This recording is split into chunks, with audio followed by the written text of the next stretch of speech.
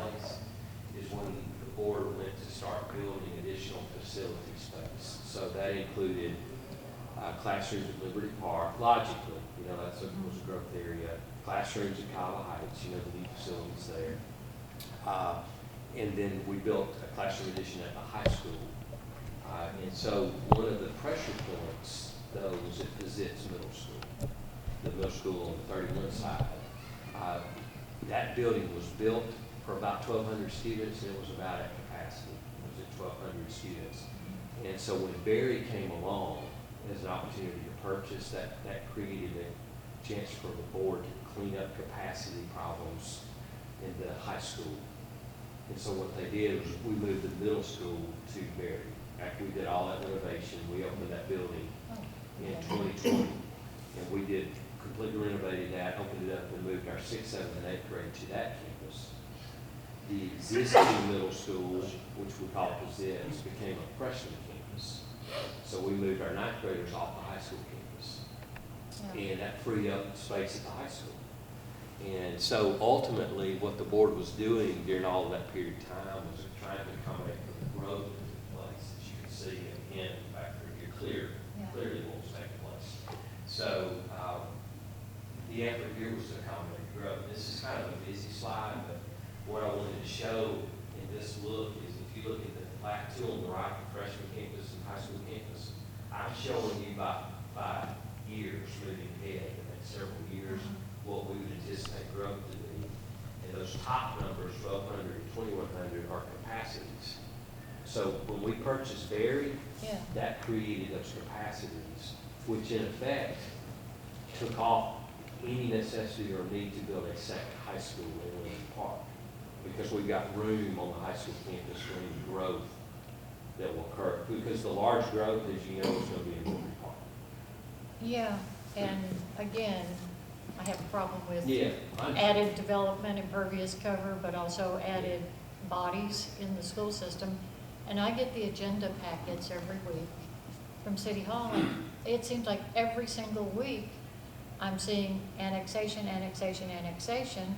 Okay, those are mostly individual houses. Right. They might add 1 or 2 kids per household, but it's every single week. Yeah, It adds up, and then on top of that, the city develops cluster housing and apartments. And what I wonder is, I remember seeing Sheila Phillips, at the meeting when the apartments were threatened next to our elementary school. And we wondered, did y'all not have any say? And I can't remember. Robert, do you remember what her answer was? What was the question? I'm sorry. When we asked Sheila Phillips, when we went to the meeting about the apartments next to the community, our school, and she said, well, we can't really tell the city what to do or not to do. And Yeah, that was sort of an interesting answer, because the board actually has a recommendation attached to every single annexation request. So that was just an error on her part. Well, if that's the case, then I wonder, that's a lot of added capacity. It is, which is important, because the approval of the Bray in Liberty Park would eventually result in the need for a second elementary school in Liberty Park. You go back over to the left here. Yeah. And so the Bray has property within that site, 20 acres of property that the city did as part of the development there that will be a new elementary school. Yeah, I've followed the development at Liberty Park for about 20 years. The question is, I'm showing you what developers would suggest would be the pattern of growth in Liberty Park. And I think that's much faster than it's going to happen. In other words, what I'm showing is that we'd be at capacity around FY28. We'd be at capacity in 5 years at Liberty Park Elementary. I don't think it's going to happen that fast. The numbers don't seem to. You'd have to have a lot of. Well, did y'all make any recommendations to the city about the development at Liberty Park? Because if the developers are saying, well, we need this much capacity, or we expect it'll put this many bodies here, and that affects the board. Well, the board, you're correct. And so the board does not play a role in approval of developments, but the city sought certainly our council and how to prepare for that, because if they were going to create a development, what impacts would it have? So the conversation about a new elementary school was had, the conversation about the financial commitment it would take to have a new elementary school and to operate it was had. And so the development essentially is to be the mechanism that takes care of the needs for a new school and the operation of it. So that piece of it, that was for us the necessity. We needed to know what the impact would be and would it take care of the needs of the school system, the development itself. Would an additional high school just meet the needs of Liberty Park, or would there be a Cahaba Heights just like there's a middle Well, school? you know, of course, it's a moot point, let me say that, just because we don't have a need for it. And our facility capacities, because of the work that the board did in response to growth, created room for a large-scale development like the Bray. So the Bray, At the high school? Yes, so The think existing about- high school? yeah, think about this for a moment. The Bray, I'm gonna estimate a little bit for you, it's been a little while since I looked at the numbers, but about 1,000 single-family development. I've Would- heard 1,200. If you use the ratio of the number of families, the number of students in each house in the Liberty Park area, we think roughly 84 or so students per grade level,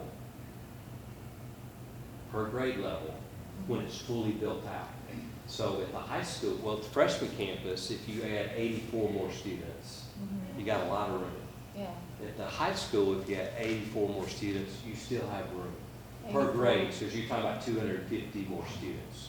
So remember, we took over 500 off the campus of freshmen But- and created space. And we don't have kids, so, Yeah. you know, we're just here as Yeah. taxpayers. Does that make sense, though? Well, not really, Okay. to me, because I'm hearing from parents that the high school is bursting at the seams now. Well, now, I have two high schoolers, and I would say it's not, right? So my daughter attended before the freshman campus was developed, and then she finished after it, and then my boys have done. So, I mean, we took 550 kids off the campus. There's a noticeable difference. It's allowed us to, you know, go into classrooms, expand the course offerings, because now we have more classroom space. The halls are definitely less crowded. Parking will always be an issue. It's landlocked, so people, generally, they will always talk about parking, but right now, all our juniors and seniors have a parking spot. But people will always talk about that. Events are always gonna be a problem, football games, major events. But the high school is significantly less. Hey, got a real challenge Crowd. in high school, and our plan speaks to this, is what you might refer to as auxiliary type spaces. So it's band, art programs, it's athletic areas, it's cafeteria, kitchen. It's some of those original spaces that didn't grow with the population. Like, we've added classrooms over the years there, but some of those spaces have kept their same size. Yeah. And so, part of this idea was knowing that we have growth, we already have a lot more students there than originally would probably been thought of when that school was built. We have certain facilities that are limited in space. So some examples, the band room at the high school was built in the early 1970s. It Yeah. has not been renovated or expanded. We have heard Yeah. much about the crowding of the Right, bands. and so, you know, if you have 120, 30 students, whatever the count might have been estimated, we dressed over 280 in the marching band this year, so they don't fit in their space. That's one example. Wrestling, the wrestling facility is another one where it was built to accommodate maybe 40 wrestlers. Couple of showers in it. This year, our wrestling team had over 90 wrestlers. Next year, we expected over 100. Those are examples of auxiliary spaces that didn't grow with all of the growth of this campus. And then I could go into the cafeteria and I could give an illustration of our kitchen that was the original kitchen. And we're talking about 1970s kitchen. It's got newer equipment in some cases, but that original kitchen was not built for the number of students we'd be serving. So what we've tried to do with this large plan of construction is to meet some of those needs that we have not been able to meet because we focused on enrollment, managing our enrollment. Excuse me, y'all. No, you're fine. Spring's pollen. But don't let me interrupt y'all. No, you just ask on, I'll pivot on what you want to talk about. Does anybody else have any? Are we the only civilians here? No, I'm a civilian person. I don't work for the school board. Oh, okay. So I'll backtrack just a minute if I can with you and talk about the pieces that got us to the point where we had this conversation that began in July last year when I introduced this concept to in a board meeting. And it's based on some of what I've just said to you, that if you look at the trends over the last decades, if you look at the first decade, the second decade, what you clearly see is growth. And I showed that to you a moment ago. I mean, I don't think you can dispute that. Any way you want to calculate numbers, we grew a lot in that period of time, and we had to manage for that growth. So around the period of time, 2011, 2015, we started accelerating some growth on our campus in terms of capacity. So we built the high school, as I said, a classroom addition, then we went to Liberty Park, Heights, and so forth. All of that was because because of the period of growth we saw in about a decade of time was about 1,000 plus students. Now, since 2018-19 school year, we leveled off at about 7,000. And we've been hanging right, we've gone above it a little bit at times, we've been right at it. Next year, we think we'll go right back over it again. So we're hovering steady, but we had a pretty good acceleration, if you'll remember. See if I can show that to you again. Uh-oh. Yeah, yeah, you can just see where it started playing it off right there. So, now, and remember, the fact that we know the brace coming, we've got additional development, so those numbers are going to escalate over time, but they're holding steady where they are at this point. So with that in mind, we had to build a lot to accommodate for growth, and that's where the board's resources went as far as building goes. And the other part of that is when you're adding that many students, you're adding a lot of staff, you're adding teachers to make sure we accommodate the programs that our students need, make sure our class sizes stay the way we expect them to be in the community, all of those things. And I say that to point out to you that the fact is we have been receiving more revenue with all of this growth than we had before, clearly, because more people are living here and we're property tax dependent. We're also spending that because we have more students and we have more building space needs, et cetera. And so I like to start out just with that perspective to share that this is how we do it. And most of our dollars are spent on people. 82% of our budget is spent on our people, on salaries and benefits. This is another slide that gives you another perspective of that. The red and the blue gives you a trend from 2016 forward about our revenues and expenditures. Yes, sir. The increase in revenue, now I just make the assumption, since it's linked to property tax, it does keep pace with inflation. Does it not? I mean, real estate's always the best investment around. Yeah, sure. Yeah. I mean, that's a good question. I'm probably not the best qualified to answer that question, but I hear what your perspective is, because our values have valued up each year, and we paid more each year. We recognize that, but a factor for us, and that's really what I've tried to make clear in these presentations, is our expenditures have moved at those rates as well, and one of the major factors is people. So 5 of the last 8 years, we've had salary increases for our staff, which is a great thing. I mean, I'm certainly very deserving. I think we all can appreciate that for educators. Next year, I believe our legislature will approve another raise, so 6 of the last 9 years. And so all those raises, when you talk about additional dollars coming in with property tax, I mean, our cost to do business for salary and benefits continue to go up as well. And that's what I'm trying to illustrate with this chart. Question. I was able to calculate the general fund salaries and benefits just because it's the the pay for instructional services, instructional support services, administrative services, auxiliary, et cetera. And so I was able to get those numbers, but the general fund expenditures, I couldn't calculate this. What are those actual numbers? How are those calculated? Well, I think if you look at our budgets that are readily available on our website, you could pull all those, the same numbers I'm giving you here would be my answer to that. Our budget information, we do postings of all of that information. That's where it's all pulled from. Yeah, I've looked at the audits, the budgets, and the, what are they called? The accountability reports, and I wasn't able to reproduce those numbers. Well, all of our board minutes are posted online. You can pull all that information.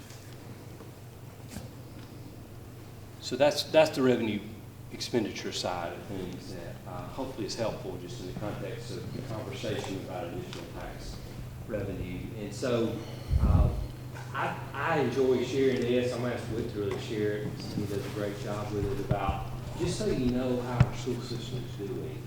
And you can look at some things our students are doing, and I think it says a lot for the success of the schools and also where we have opportunities to grow. And I think you'll appreciate some of what we'll share about the math and sciences when we talk about this. So, We look within a lot of different places to determine how students talk to us, what students' needs are. We think that's really important. What families tell us is important to them. And one of the places that we source that data from is just how they're doing in the classroom. So these are all things that have happened the last calendar year. 86% of our high school students that are taking advanced placement scores for college credit are earning college credit, which is huge. That's the highest number in 5 years. With 21 national merit semifinalists this year, 20 of whom were named finalists. That's the highest of any high school in the state. $44 million in scholarship offers. That's a record number for our high school. 75% of our students who start college at a university in the state of Alabama will go on to finish it within 6 years. That number may seem a little bit lower relative to the others, but the state and national averages hover around 60%, so we're outpacing that pretty well. We have the second highest test scores in Alabama on the standardized tests that our students do in the elementary, middle, and high school level, and that's significant, but when we unpack that data and look at why is it not number one? What would it take to get to number one? The area that's lagging is science and math. We know that if we can make some improvements in, I'm sorry? I said probably there's out. Yeah, we know that if we can make some improvements in that number goes up, but so do all the others as well. Oh. Okay. No, I just have a question. Okay, sure. Yeah, and no, if you could go back to the previous slide. And all of the ones to the right are completely believable to me, but can I go back to the advanced placement? Sure. Sorry. Are you saying 86% of the students?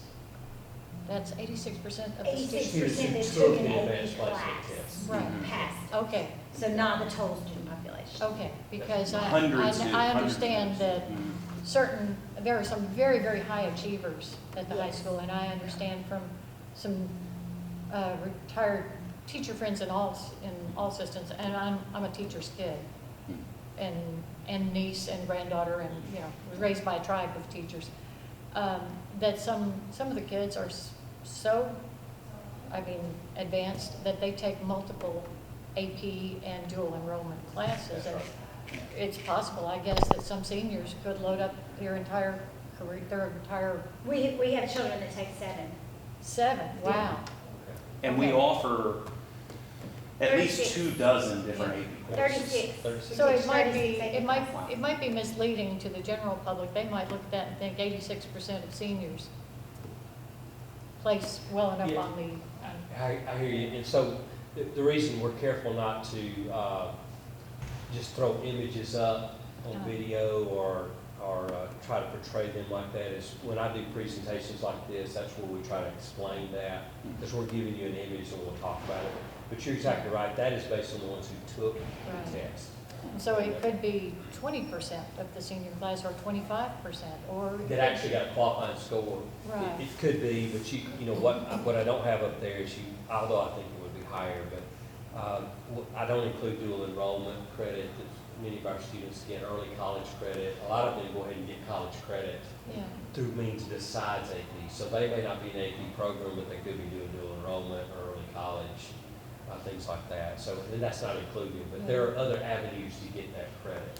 and Well, I'll ask that later. I always was a little fuzzy about dual enrollment versus AP, but you can clue me in on that later.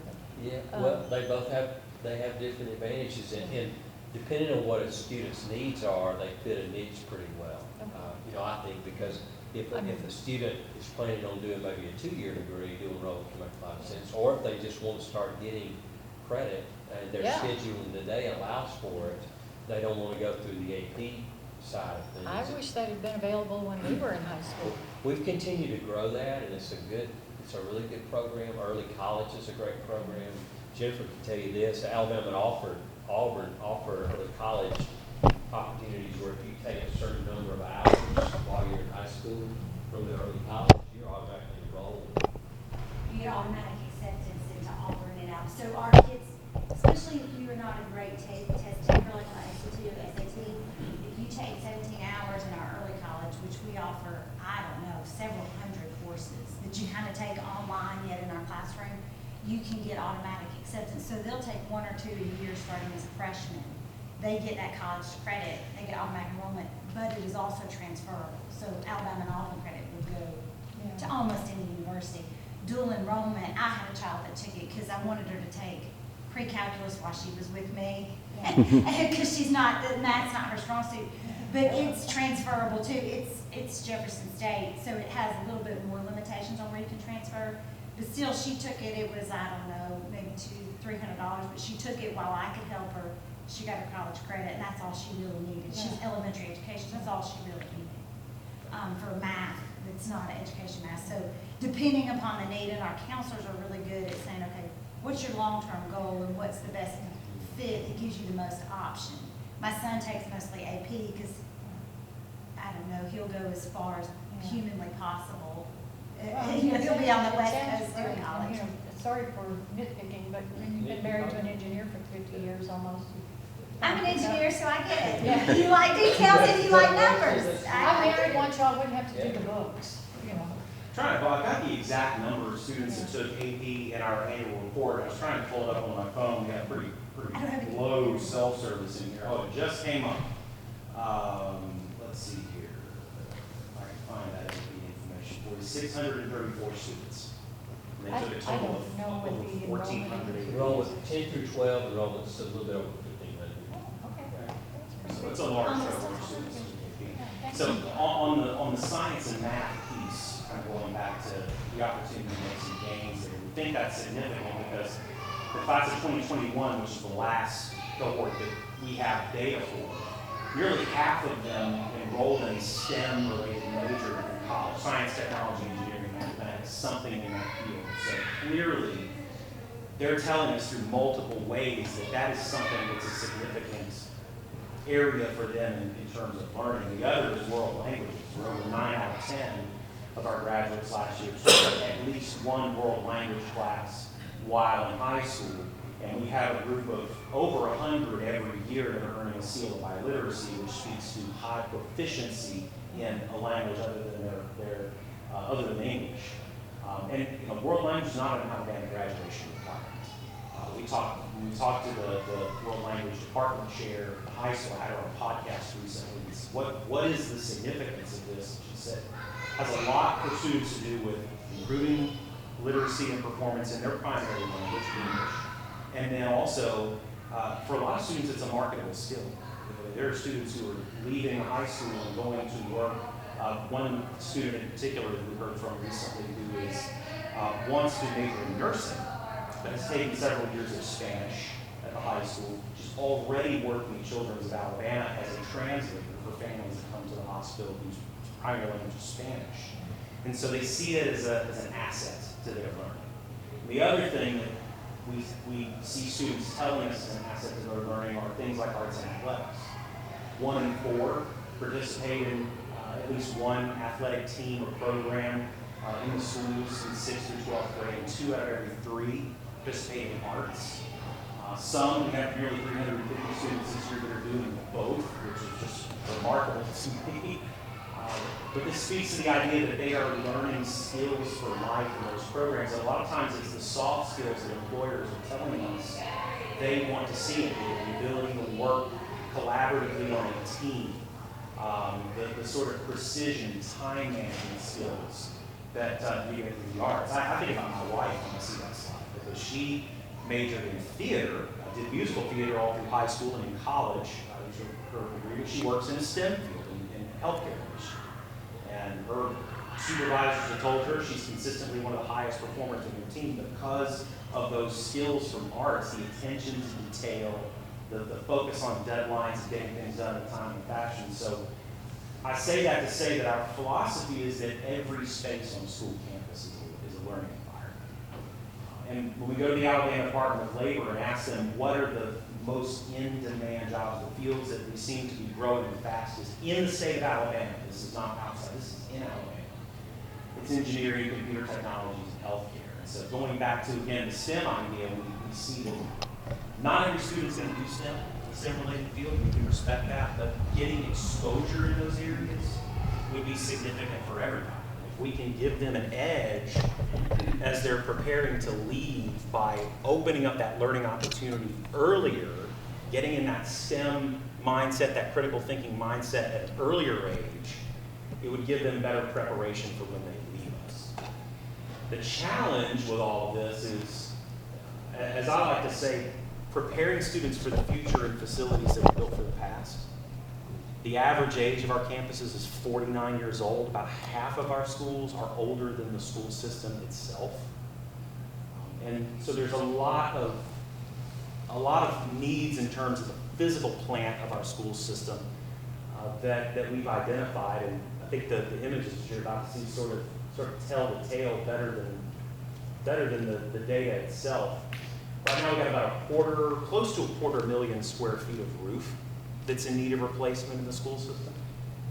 We have close to 800 heating and air conditioning units, and almost half of those are in need of replacement. That's true also of the 17,000 light fixtures that we have. Almost all of them are in need of replacement. We're at a crossroads as a system where the cost over the long term is going to be greater if we continue operating these things as is than it would be to make the investment in replacing them, modernizing these things, looking at an energy efficiency plan. We know that there is an energy efficiency opportunity that would save the school system $1 million a year in our utility bills. We spend over $3 million a year in utilities. And so there's a tremendous opportunity there with that, if we could realize some savings there, that could be invested back in other things rather than just paying the bills in the school system. So we think that there's a significant opportunity there. The other thing, and I think this is a significant one, is speaking to the idea of comparability in the schools. It's not just about updating, renewing, revitalizing. It's about creating comparable experiences for students. All of our schools have their own unique identity. We love that about the school system. We think it makes it a special place. But in our view, the experience that a student has at one school from a facility standpoint should be about the same that they would get at any other school.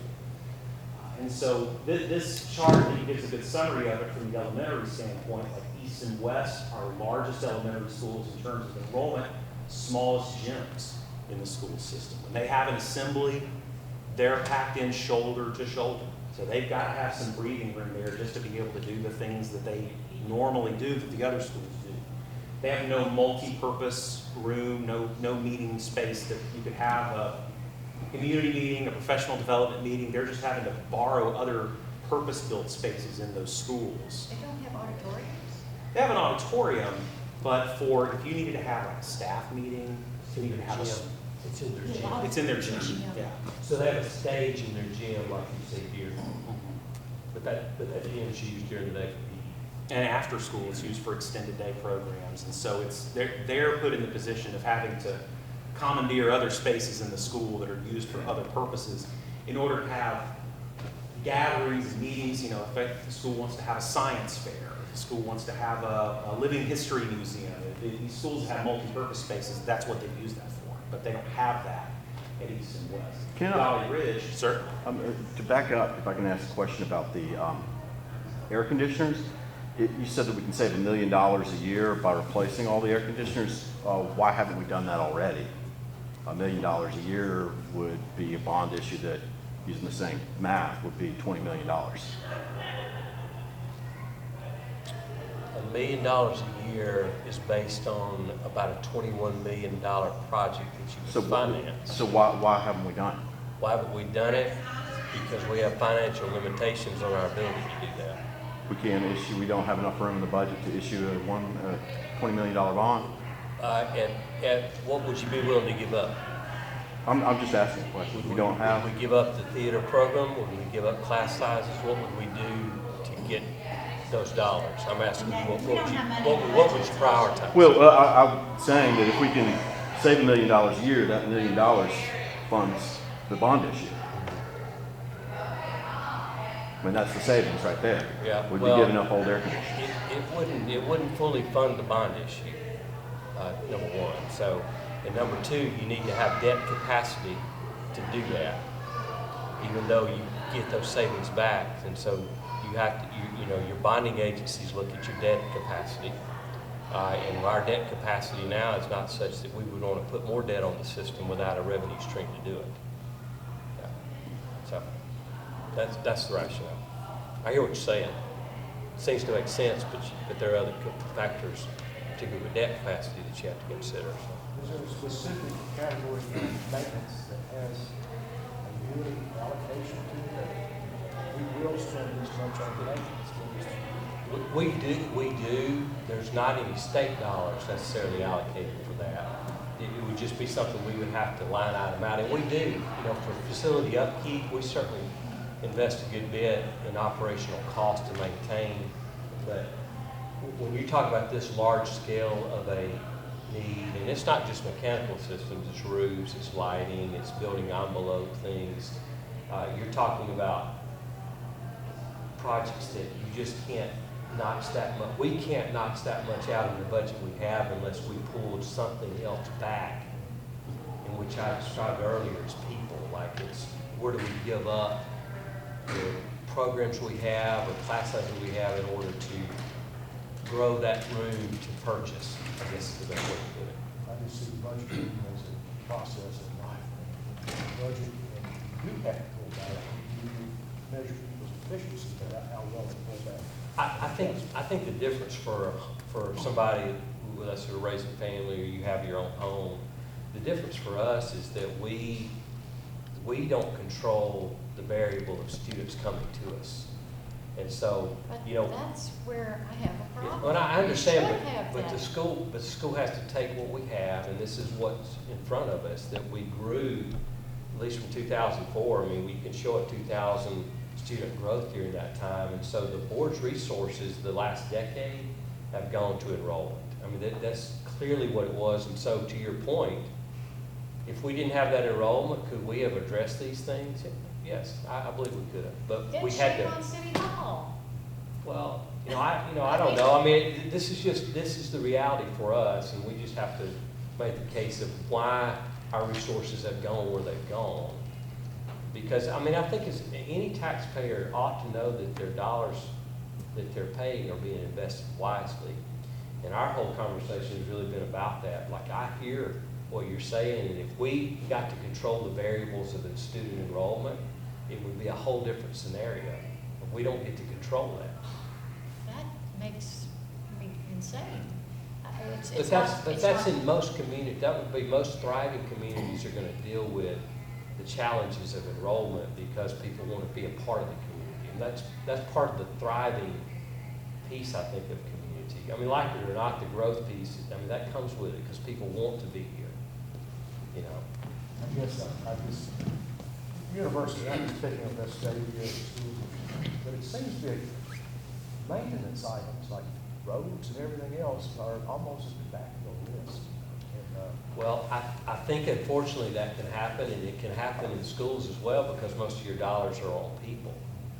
And so, my background in all the years I've done district type administration has been in the facilities operational side of the house where I have seen that happen. And part of what we're wanting to get to here is to get our facilities to a place where they need to be, that I think clearly they need to be, and then maintain them. And so I do have a budget slide, I'll show you in a minute by what I mean by that, because you're right, many times it gets put, the preventive side gets pushed back, right? And then you are left with the conversation we're having now where we have to try to do something to get it back up to speed.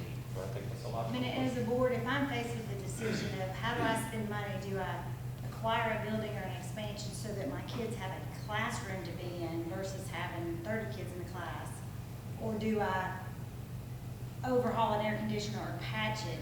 The board is almost always going to choose to take care of the needs, the immediate needs of the students, which in the last, in the 2000s has been facilities to put our kids in, right? Class size is important, having space to keep these kids, whether it be new campuses or expansions, that has been the priority over, and then we just, Band-Aid is probably a good word for the air systems or the roofs, because the dollars are much more important to be spent over here to make sure that I have the footprint needed to hold my kids.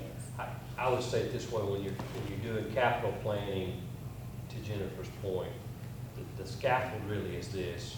In schools, you look at enrollment first, make sure you can accommodate seats for kids. You look at a facility assessment, what does it look like? These are the things we're talking about. Where do we need to invest? And then you look at academic programs. The board's resources over the last decade have been in enrollment, and we have that. We have the capacity we need for our schools.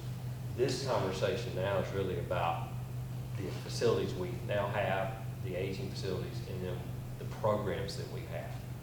So we're able to have the conversation now, provided the community is willing to make an investment in that way. So these are our two goals, talking about those two things. We want to invest in the places that our students are telling us are important, that we know are important for their futures, and we want to do it in facilities that are vibrant. On the left side there, you can see what I mean by profound learning. If we're successful next week in terms of a for vote, we would immediately put in place a STEM class in elementary school and a world language class. And so we already have art and music and library. So during the course of a week, all of our students in K-5 would get an additional STEM class focused all around the science, technology, engineering, math world, and then a world language class.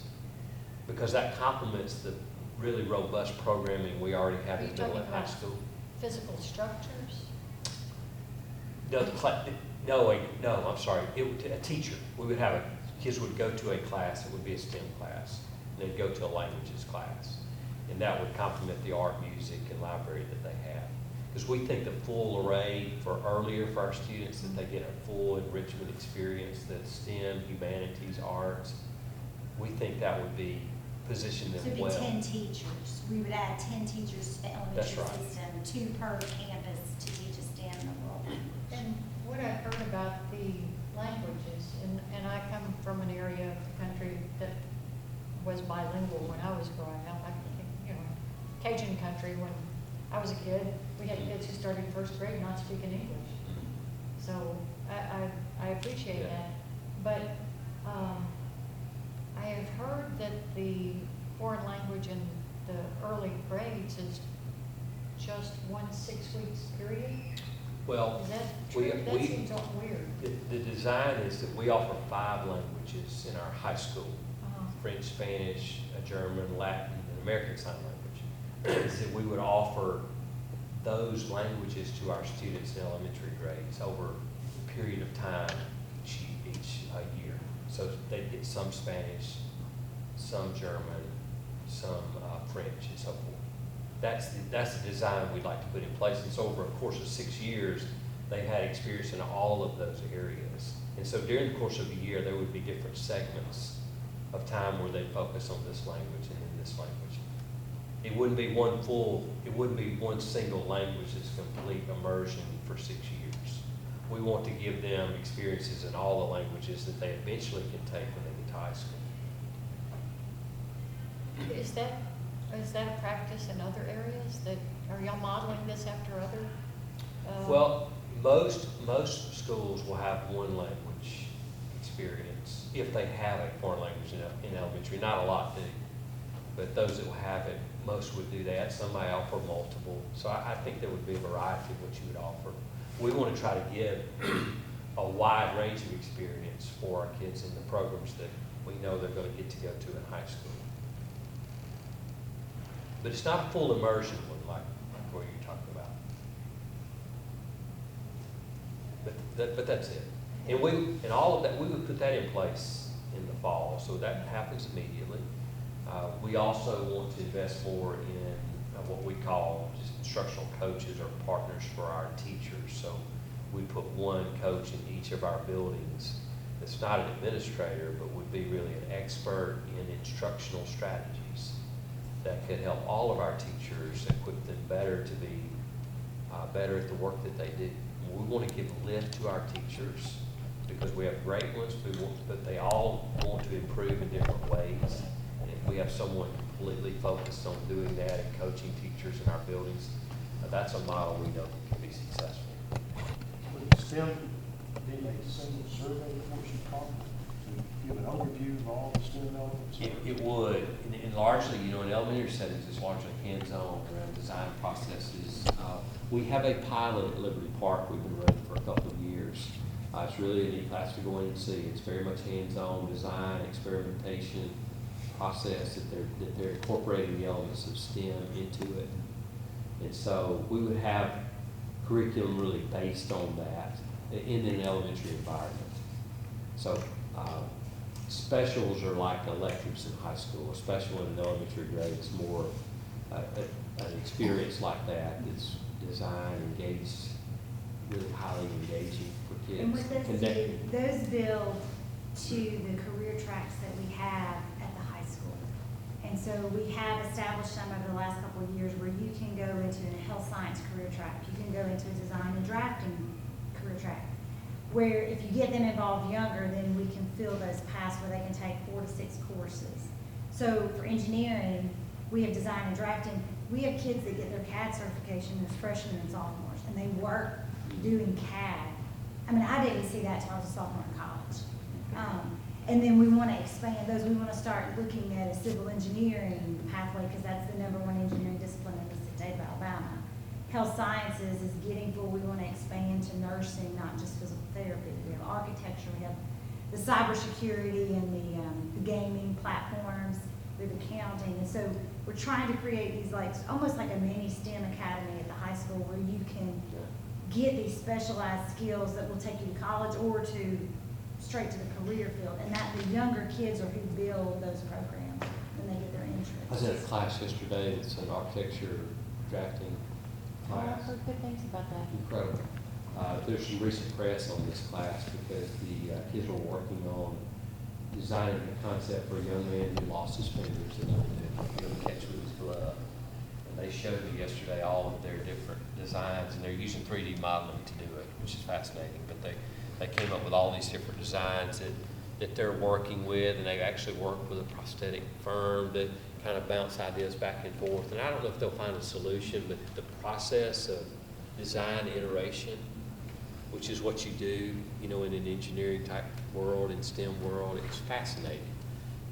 I think experiences like that for elementary grades would ignite the interest that we're trying to propel, when they get into high school. It's fascinating. It is, I still don't see that it requires an in perpetuity property tax increase. And I don't understand why it needs to be this fast. 28 days from the passage of the bill to the vote. I'll jump to all that, Okay. and I can talk a little bit about the timeline. Yeah. To make sense, let you understand the context of the timing of it. So, what I'm showing here is facility upgrades. I'm happy to go into all those with you if you want me to. But it basically, I'll go back one slide. When we're talking about all our facilities, we're focusing on safety, accessibility, the healthiness of our facilities. That's a lot of the energy management piece. And then the comparability things that Whit talked about. So those are our those are our key strategies with facilities, and this is a list of those projects. And I'll break those down a little further for you in just a few moments, but what you can see is over what we think would be a 4-year period of time, we would be addressing all of the existing facility needs that we have, the new spaces that we would need to create to have more comparable spaces on our campuses, and that will take place over about 4 years of time. So let me get to budget. I know it's interesting to you. So the budget is an $8.2 million annual budget. It's broken down this way: 22% of the annual budget is academic programs, and so that's STEM teachers, languages teachers, additional counseling support, instructional coaches that I mentioned. That's that line item in red. 17% serves school operations, and that is where we want to invest in preventive care of our facilities. So additional maintenance staff, custodial staff, the things we are underserved in now that would allow us to better take care of our facilities. That's that line item, generally speaking, plus a lot of other little things that I'll show you in a moment. On the left side, the yellow and the white represent $5 million approximately of the annual budget, and that's the mortgage. That's the debt service on these projects. So 61% of the annual budget is based on a 30-year debt service of $5 million. So the people cost largely on the right side is about 3.2 million of it, and the facilities part over here is 5 million of it. Now, let me break down a little bit more. This is a bit busy, but it gives you a little bit more of a breakdown of what I just described. Academic programs, about $1.8 billion. That's 23 additional positions for STEM teachers, language teachers, instructional partners, counseling resources. The operational side, as I mentioned, that's additional maintenance, custodial positions. It's utilities, it's insurance, it is security, technology, instructional materials. The list goes on of just the operational costs that come with the expansions. And then facilities improvements, again, that's $5 million in debt service on $100 million of a total construction program. And where we derive those costs are from facilities, energy, security assessments, architectural services we've had done, inflationary costs, etc. And I'll break that down for you in a little bit more detail here. And this always, by the way, is all available online on our website. I'll show you that in just a moment. But you can get an idea of the breakdown, the concept of our budget, which totals about almost $100 million. It shows you each of the projects I mentioned earlier, more of a breakdown by school, architectural engineering costs, inflationary impacts that we anticipate during that period of time to arrive at our number.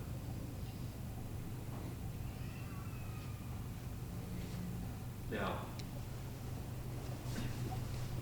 I'm asked the question, is there a limit to time on the tax? And the answer is not in the proposal. So if you vote for the tax, it's to vote for it to continue without limits to time, which is a pretty standard process with ad valorem taxes. All of our taxes that now fund the schools are without limits to time. So there's no expirations on them. And so the question is why? Like, why not after 30 years this would expire? And I think that logically in 30 years it would be like a house or any other large-scale investment. When you reach that period of time, there's the next round of improvements, the next round of things you need to do to maintain your facility. So that's why you keep that line item in play. That's the explanation for it. So if you are paying the additional tax, 9.8, and we derive that from what 9.8 can yield for the budget of $8.2 million, we believe that's what it yields for us. The tax assessed value of your home, of course, is what you base your property tax on. You can see what the cost will be per year and per month, and it gives you an idea what yours would be. So 9.8 mils. Yes, sir, 9.8. Yeah, 9.8. And I do want to add in, we announced the millage rate in December. at, Yeah. at Yeah, our thank public you. board of Yeah. education meeting Yeah. on December, I think it was Yeah. the 17th. Yeah, I appreciate you bringing it up, because you asked about the timeline. So the way the timeline worked is in the December board meeting, we announced this. The board passed a resolution in December of 2022 asking the city council to consider. That process started in January. So they did their required actions in January and February. Then it went to the legislature that opened session this year because it's a quadrennium year in March. So they got the bill in March, and it passed through in April, as you know, and the governor signed it. The reason we wanted a May election date is because by law, if you don't have the election at a point in May to canvass the results so that they can be factored into next year's property tax levy, you would not receive those revenues until October of the following year. So by having it in May, we would be able to start projects immediately because we would start earning revenue in October of '23. If we waited till June 1st, it'd be October '24. So that's the timeline, the rationale for it, so. Well, I spoke with somebody in Mountain Brook recently at City Hall, who told me that their property tax increase vote was also timed for a special election, It was. and because that meant a lower turnout, is what that person said. Well, I mean, And so even in Mountain Brook, where they are most likely to vote yes anyway, I would say this about, in terms of voter turnout, I mean, I hope voters come, and we've been saying that all along, but my job has not been to tell you how to vote, because that's not my job. My job is to give information, but more importantly, to vote, and for voters to vote informed. That's the most important thing. People ought to vote. But the single ballot issue with taxes is not uncommon. It allows voters to vote on a single issue as opposed to it being a part of other political party type issues. So that's a rationale. In terms of voter turnout, I mean, we've been very clear in the public about this for a year, and we've not tried to hide anything. And I think it's important voters vote because this is affecting all of our voters. The way I look at this vote is that when you think about a school system in a community, certainly one truism is so the school system goes, so goes the thrivingness of a community. Our property values, our economic vitality, the quality of life. You know, if our school systems are thriving, those things are thriving. If our school systems are not thriving, you can bet there will be a depreciation in those things. And so whether a voter has children in school or not, one of those three things means something. Your property values, your quality of life, you know, the economic vitality of the community. It means something, so that's why I it's think there's a meaningful. limit, though. I mean, you take thriving areas like California and New York City, some of the tax levels are pushing some of the people away from those areas.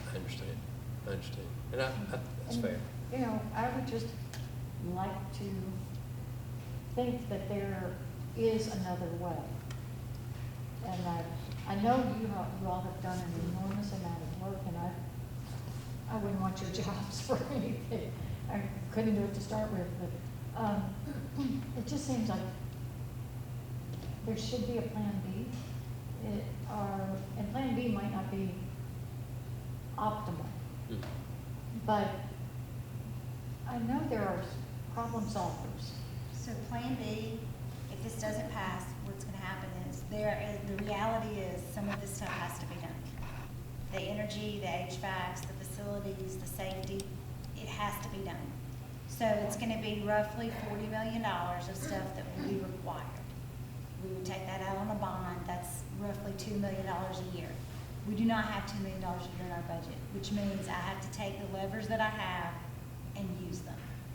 The lever that I have is people, right? $2 million a year is 22 teachers, right? So when you make that move, that affects class sizes, that affects class offerings, that affects teacher support, whatever, because I have to make room for that. I'm also looking at another raise next year on our teachers. We currently have 110 teachers that are funded solely locally. So 2% a raise on that is $800,000 for us, so I have to put that in my budget too. So new units, things like that, they will not happen. There will be no academic advancement because the only priority will be catching up on the maintenance to make those needs. So that's what's gonna happen. There will be no new facilities, no comparability facilities, no academic advancements. We will do the stuff that's not fun and pretty, that's air conditioners, roofs, all of that, and then we will pay the added debt service to it. And, you know, when I said that, what I wondered is, are there not other problem solvers who might step up to the plate, come up with some other ideas for funding? I just wonder, I mean, we get asked about private funding a lot, which we live in a gracious community, no question. But $40 or $100 million is a lot. Oh, yeah. Right, and it has, and some of the things like academic programming, that is revenue that has to be generated year after year. I cannot put in academic programming and then remove it 2 years later. That's of no benefit to anyone.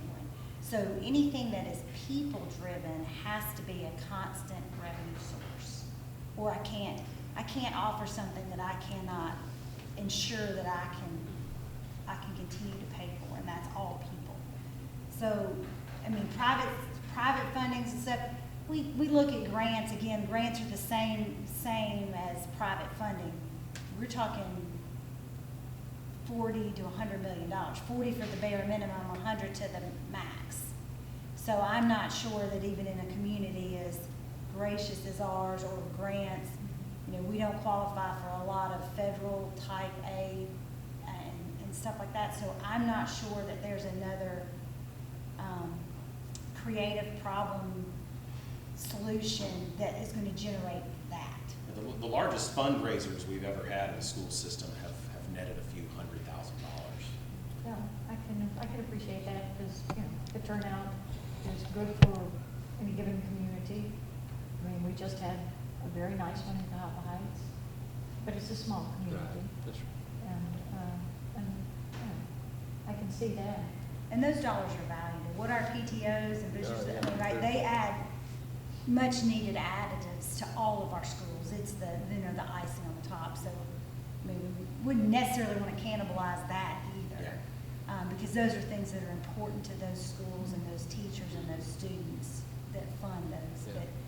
But, you know, the board, the community groups that we've put together, we've had financial audit teams of community members that their life is budgeting and finance, construction, we've had facilities, you know, we've had hundreds of community members on various teams. And they're some of the brightest people I know, the board, all of us. Yeah. This is what we believe is the best option for the future of our schools and no one is saying our schools are just gonna be terrible tomorrow if we don't do that. We're a good school system. We have a great community. We will always have that. But what you'll see is people will start passing us by.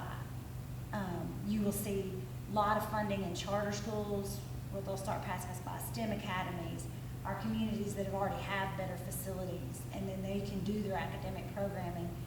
People, families like myself we came here solely to put our kids in these schools. Now, my husband grew up here, so he was adamant that this is where we would raise our kids. They'll start finding better alternatives close by to put their kids, be it charter, be it neighboring schools or something to that effect. And that's where you start to see a decline. And I've got to make sure as a board that I can keep and retain the best teachers, right? They're our #1 best asset in how we perform on the education front. So I have to keep those teachers. I have to keep these administrators. So if your dream is to teach STEM and engineering and I don't offer it, there's a lot of people who do. And so we try to balance all of those things with what's the best possible way to get from really good to continue to be really good and get even better. And that's my best answer I've got on that. Correct me if I'm wrong, there's a common perception I have that Mountain Brook is the most prosperous community in the state, and probably the wealthiest properties. And West State is #2. Now, I may be off by. I think you're right.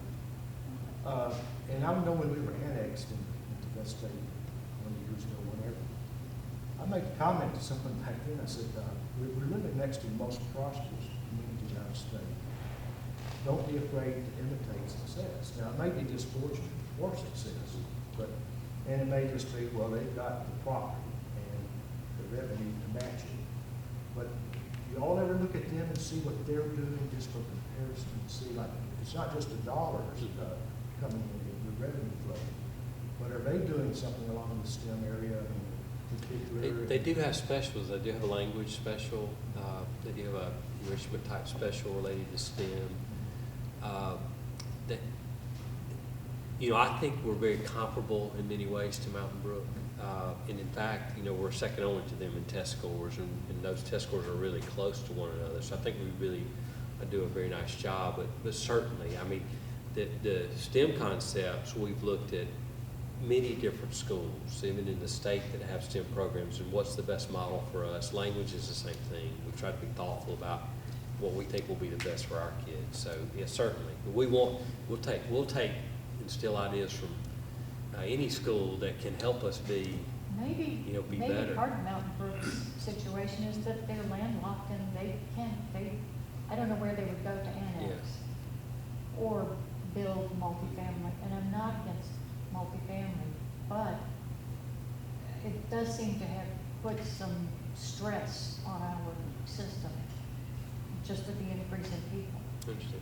Um, Well, with that, we've reacted to it. That's where our priorities have been, to answer your question, over the last 2 decades. But it doesn't sound like City Hall has.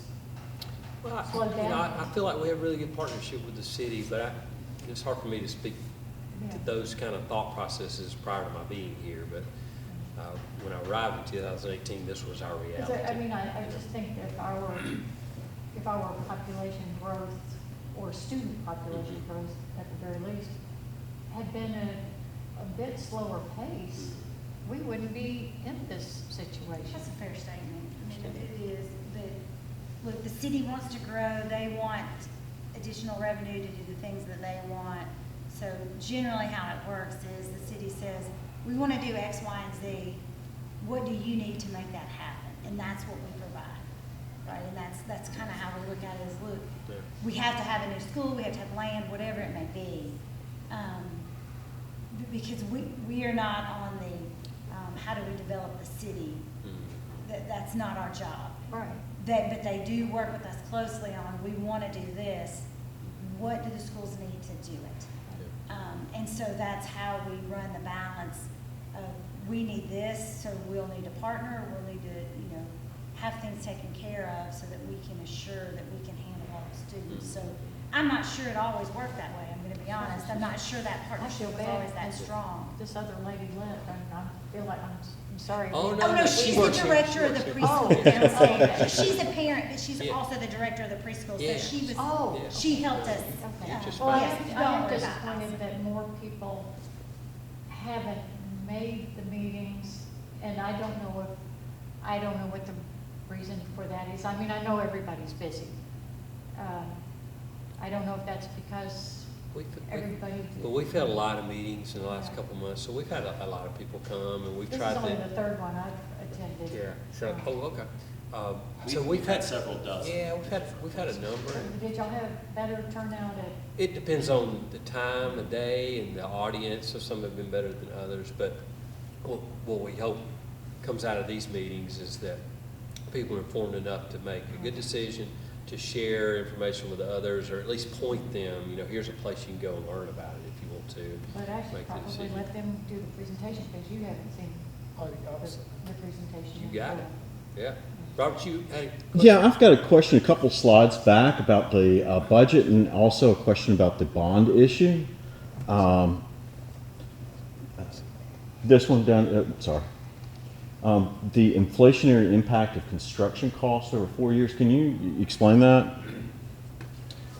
Well, what we've tried to do is to go into this knowing that there will be escalating costs. That's the cost of doing business with construction. I think we all recognize that. So what you're seeing there is a budgeted line item for what we think will be the increase of costs over 4 years. That's the best explanation I can give, and it's roughly in the 10% range.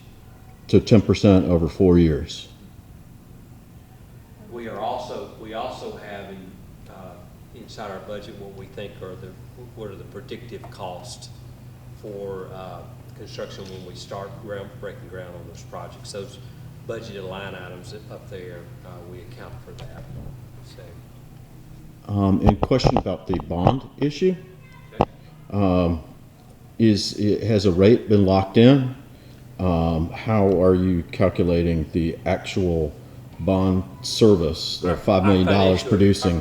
Our financial advisor, who works with us, Raymond James, and who worked with us, has worked with us for several years, does the estimations for us. And as of just a couple of weeks ago, we re-verified where we think we would be based on interest rates, and it's still holding roughly the $5 million range. So what is the rate that you think you can get a bond for? I'm sorry, I don't have that at the top of my head. And that's subject to change depending on Right. Fed actions, et cetera. But Tomorrow. we have not done a bond rating, certainly because we don't have an opportunity to do one yet. But if we're successful next week, certainly that's one of the early things the board will take on is the process to get a bond issue in place. And I would have better information then to know. But yeah, we've kept it up to date in terms of what our estimated costs are going to be, and we checked that a couple of weeks ago. How are y'all rated? Our rating is a, I don't quote me on this, is a double, I think it's double A. We have a good rating. We have a good rating. Was there just a coincidence that we actually just filled out a form a month or two ago to submit the freeze to the assessment of the property Yes, sir. for seniors? Yes, sir. For Jefferson County? Right. Is that just a coincidence? Or is it any- No, that was voted by the public in the fall election. And the voters of Jefferson County agreed to that vote after the legislature Yeah, it was passed in that there, measure. and- That's right. And so what it does, of course, you know what it does, it locks your value. It doesn't include an increase. So the 9.8 would be added to whatever your locked in Just a rate coincidence, is. though, no? Oh, yes, yeah, that was independent of anything that we did. I do think it's helpful, for voters if they're thinking about that, and you have to think about what's the best decision for your home. I mean, certainly I think that's helpful.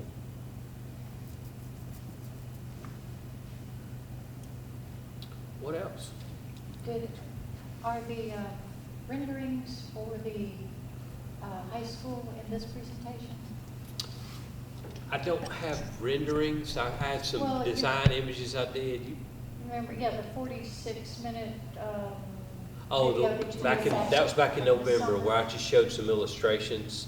I don't have it in this presentation, but that was our very first public meetings before we brought to the board budget and information in December. And so, I showed some illustrations of what designs would look like in a new band room, in a new choir area, dance facility, the indoor athletic space. And so some of those images were in that first one, but no, I don't have it in this particular presentation. Any other questions?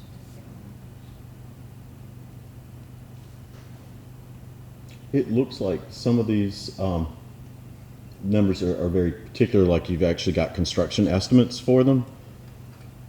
Is that correct? We have estimates from our architecture firm and also from our program management firm, Lemoyne, who has worked with us as well to try to develop as close to actual numbers as we can get. So we try to be very particular with this because what I didn't want to ask the citizens to do is to increase tax more than was necessary. So we've been very scrupulous with our numbers. So you're not using HPM, you're using a different firm? The board approved a contract with Lemoyne. It's been several months ago, and have architectural contracts that were board approved in the last several months as well. All that's public record, that what we're planning to do. Yes, sir. Yeah. Other thoughts? Still wish there were another option. I understand, but it means so much to me that you would really study it. So I appreciate that. Well, And you're obviously well attuned to it, and I really appreciate that too, Peggy. I did want to let you know that a retired teacher, when she first saw the original renderings, was excited about the Black Box Theater. Yes. And I learned something was it recently? In the theater, teachers back and forth. I did not know that schools have to pay copyright and, on the scripts based on how many seats the auditorium holds, whether or not 50 people go, if you've got 1,500 seats, auditorium. So I understand the worth of the Black Box Theater, and that was educational. Yeah. So, I think it'd be great for the program. The theater program's great. That's what I And heard. it would be Yeah. a great addition. And essentially what we would do is we'd create a band room that's double the size of the one we have now, which would allow us to put our choir in the existing band room that more than double their size. Then move theater in the choral area, which would create the Black Box Theater we're talking about. And then our dance program that's in a room that's in the downstairs area in one of our buildings would move to near to where the new band room would be. So we'd get our performing arts area all there together in much larger viable spaces. I still have concerns about the size and it looks lavish to me, the indoor football and wrestling areas. In the wind, maybe it's the artist. Well, Maybe yeah, the designs that you saw were simply that there were conceptual things. I mean, we have a budget we're going to work with. But yes, it's a 50-yard enclosed space in one area and then a space for wrestling. And then I would just say in both of those spaces are multi-use. So that's any athletic area, band, cheerleading, whatever student activities. I think it's beneficial because we have limited space as it is on the campus. So we're better able to control all of our spaces, in a case like this, where this was indoor, we're able to use it independent of elements outside. And I think that's important because we don't have a lot of options otherwise where events can take place. Just a kind of off-the-wall question. I noticed during Rise, I just hadn't been really on that field very much except for to walk through it. But it looks like they have a hammer throw, like track and field. That's right. At Yeah. the end. What, Yeah, do we actually have like a track and field program? We do, in fact, and a state championship one, in fact. But to your point, we have conceptual plans of how we manage that. Like it's discus and shot you're talking about in javelin, that those events are in those areas. So yeah, we would make accommodation for where those would be on campus. And some of that could occur indoor, but yeah, I mean some of that space is used now for those outdoor field events. So the track and field would have to relocate it. No, well, the track, of course, stays on the field, but we would have, there's green space area around what would be the new building spaces that we can accommodate field events. Are you sure we shouldn't just sell the high school and build a new one somewhere else? Well, I just, when asked a question like that, I think my response would be like, we're showing you an annual budget here. So given all the facilities we have and the capacity we already